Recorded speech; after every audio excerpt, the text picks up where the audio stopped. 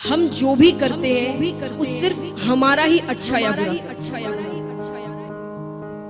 मुझे पता है तुम जो भी लाइफ में करोगे उसे अचीव।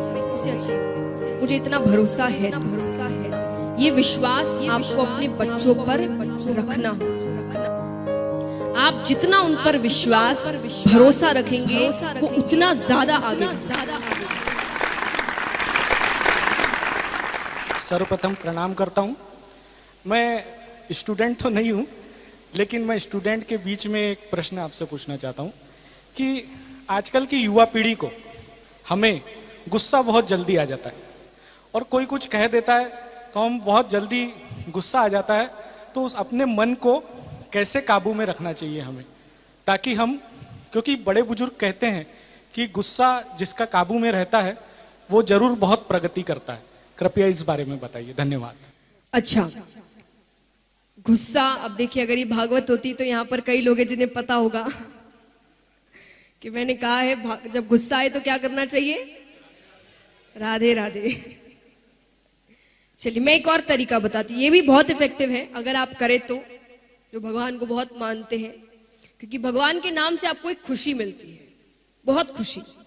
ये भी मैं अपने सेल्फ एक्सपीरियंस से बता रही हूँ। आप जब भगवान का नाम लेते हैं ना, आपको बहुत खुशी के साथ आप अपनी चिंता, अपने प्रॉब्लम्स उन पे छोड़ देते, ये एक शक्ति मिलती है। ये भी एक ऑप्टिमिस्टिक होने का या पॉजिटिव होने का एक तरीका है कि आपने कहा कि मेरे प्रॉब्लम्स, इसने मुझ पे चिल्लाया, कुछ कहा, मैं गुस्सा नहीं कर रहा हूं, इसके बदले आपको इसको जवाब देना होगा। ये एक तरीका हुआ अगर आप स्पिरिचुअली या रिलीजियसली सोचे तो। नॉर्मली सोचे, गुस्सा आप, जैसा मैंने कहा, आपसे ज्यादा आपका अच्छा और कौन सोच सकता है? पेरेंट्स तो सोचते ही, पर आप जितना अच्छा अपना सोच सकते उतना कोई नहीं सोच सकता। ऐसा कभी हुआ है कि आप अपने आप को गुस्से में मार रहे हो, किसी और पे गुस्सा आ रहा है और अपने आप को थप्पड़ ही थप्पड़ मार दिए? करते हो ऐसा? मन क्या करता है, लेकिन मार नहीं सकते, है ना?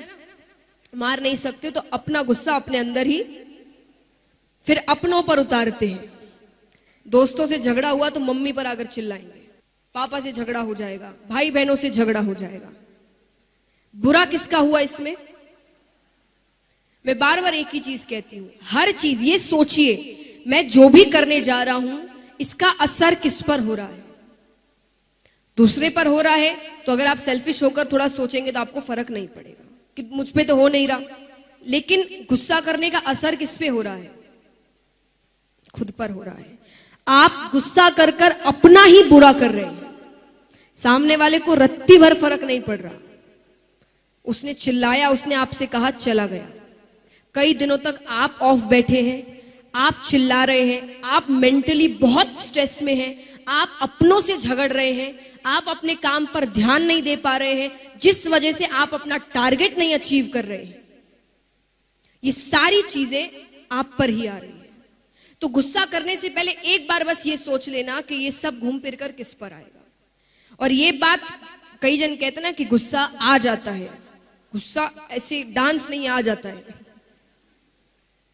हमने सोच कर रखा है कई बार, और ये बात देखिए मैं घर से भी कहूंगी क्योंकि पेरेंट ने ही पूछा है, बच्चे जो देखते हैं वो सीखते हैं। अब मान लीजिए कई बार एज पेरेंट्स हम देख रहे हैं कि वो फोन पर पापा बात कर रहे हैं और बात करते करते थोड़ी तो नॉर्मली बात की, फिर उनका काम नहीं हो रहा तो जोर जोर से चिल्लाने लग गए। फिर चिल्लाकर हम एक लाइन और बोलते हैं एज पेरेंट्स, चिल्लाओ नहीं तो काम होता ही नहीं है। आपकी नजर में क्या आया? काम करवाना है तो क्या करना पड़ेगा? चिल्लाना यानी गुस्सा। तो हम बच्चे को कैसे एनवायरनमेंट में रखते हैं, क्या सिखाते हैं? चिल्लाने की जरूरत नहीं है। आप काम धीरे से भी बोलकर, पोलाइटली बोलकर, लेकिन फर्म होकर। पोलाइटली बोलिए पर फर्म रहिए, आप अपना काम करवा सकते हैं। और गुस्सा जितना कम करोगे खुद के लिए अच्छा होगा, खुद उतने ही पीस में रहोगे और अपना काम उतने इफेक्टिवली कर पाओगे।